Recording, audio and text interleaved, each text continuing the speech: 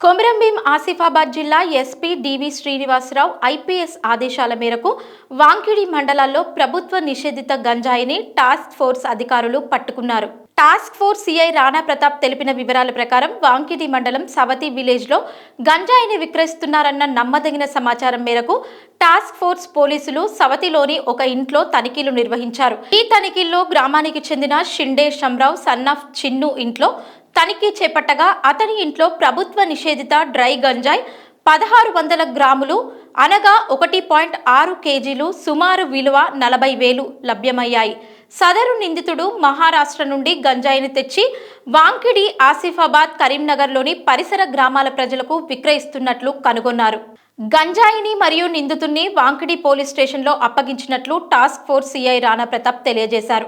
ఈ టాస్క్లో పాల్గొన్నవారు task force CI Rana Pratap, SI Venkatesh, పోలీసులు మధు, రమేష్, దేవేందర్, సంజీవ్, ఇతర సిబ్బంది పాల్గొన్నారు.